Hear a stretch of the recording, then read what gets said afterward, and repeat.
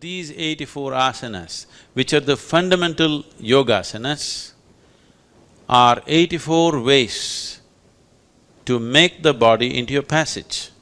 It is not necessary, actually, for everybody to do 84 asanas. If they do one, it is enough. Usually hatha yogis, serious hatha yogis who are taking hatha yoga as their path to liberation, practice only one asana, just one asana.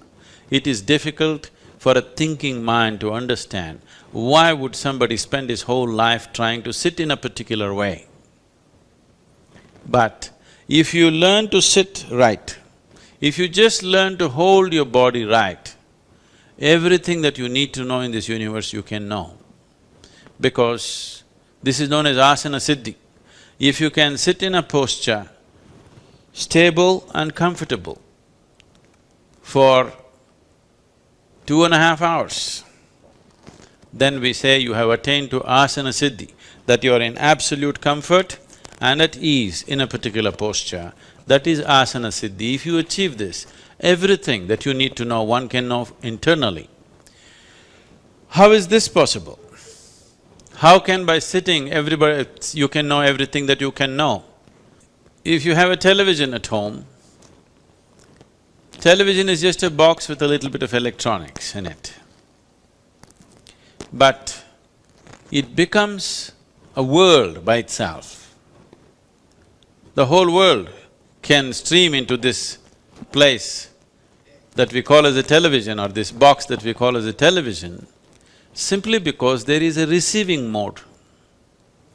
If you set the antenna right, if it is properly adjusted, then the whole world flows into your place or into this box.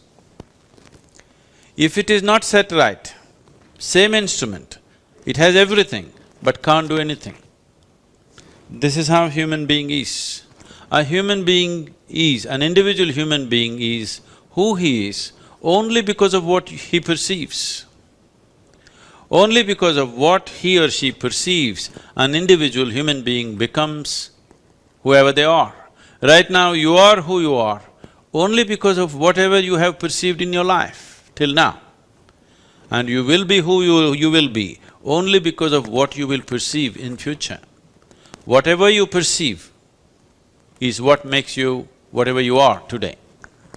So, the whole system of yoga is only interested in enhancing perception.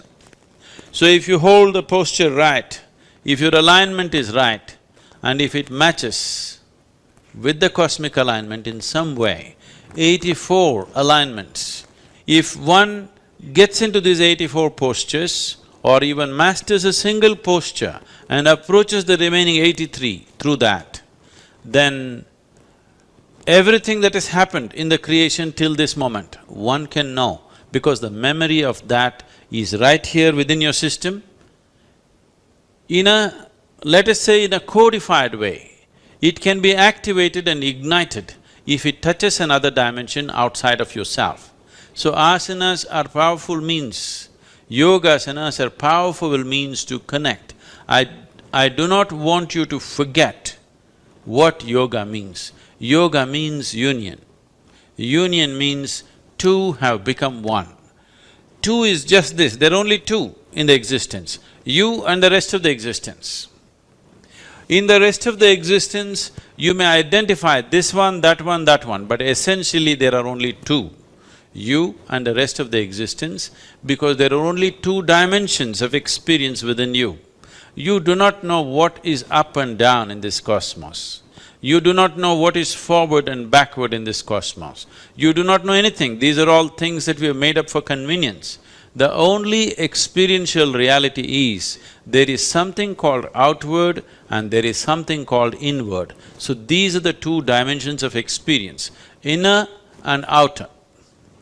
So yoga means to bring a union between these, inner and outer, you and the rest, you and the other. When there is no you and the other, there is just you and you.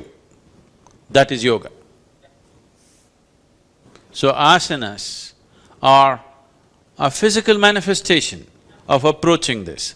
a physical form of approaching this ultimate union, because physical body is the easiest thing to work with. If you try to do something with your mind, it'll play too many tricks. At least with the body, you know whether it's doing it right or not doing it right, whether it's cooperating or not cooperating.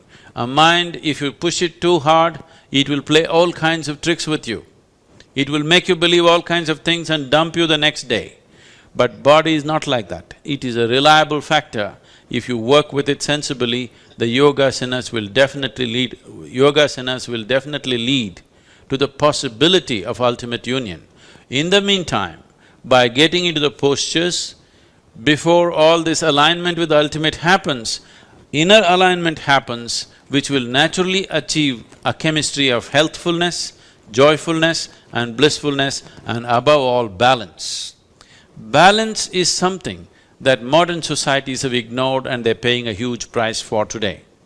Whatever may be your intelligence, whatever may be your competence and education and qualifications, if you do not have the necessary balance, you will not succeed, you will not go very far in your life.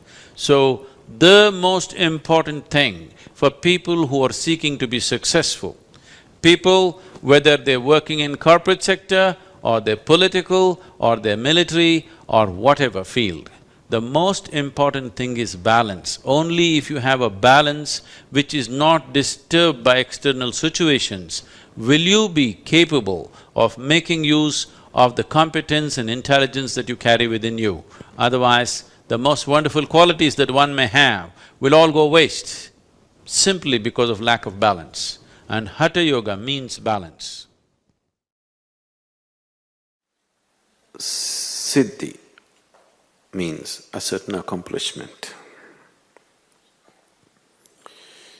There is somebody, if you go to the circus, there is somebody who can juggle 10 balls. It's a kind of accomplishment. Can you do it? You can't do 2.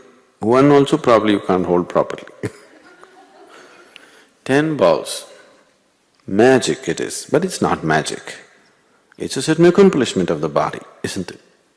Similarly, there can be certain accomplishments of the mind, certain accomplishments of certain other aspects of the mind. Now somebody can predict, foresee somebody's future, somebody can say something else. It has no consequence. Somebody can heal somebody's disease, it doesn't mean anything. In terms of existential life, it doesn't mean anything. These are all immature things that you're doing because you haven't found the depth. See, for example, in the yoga center where we are, people have put in enormous amount of sadhana. If I allow some of these people to heal people, they will do miraculous healings. If I allow them to predict people's future, they will do a good job. Or if I sit down in Chicago and start predicting people's future, there'll be a huge crowd because I will tell you exactly what will happen, and it will happen. But what consequence is it in terms of life? It's of no consequence. If they do anything like that in the ashram, we not only check them out of the ashram, I will ensure that for his lifetime, he will never know any spirituality, he will be fixed. So before we put them into the sadhana itself, we make it clear, if they ever use these things on anybody, they had it. Because it's a very juvenile and immature act to do such things. These are all sideshows. Now, people keep coming and asking me, but if I go there to that Swami, he does so much miracle, he'll pull out a lingam from his mouth, he will… I don't know from where else, all these things. You don't do any miracles. I tell them, look at the miracle around here. I can show you people who are here who did not get angry for the last 1 year. Very busy people, intensely active, handling hundreds of people, but they didn't get angry for 1 whole year. This is a miracle. This is a miracle that's needed in the world right now. Without a single feeling of hatred, without a single feeling of what about me, they're just doing something.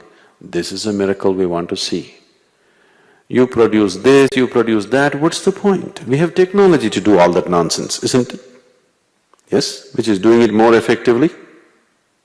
Somebody produces a watch, somebody produces a lingam, somebody produces something else. What are you going to do with these things?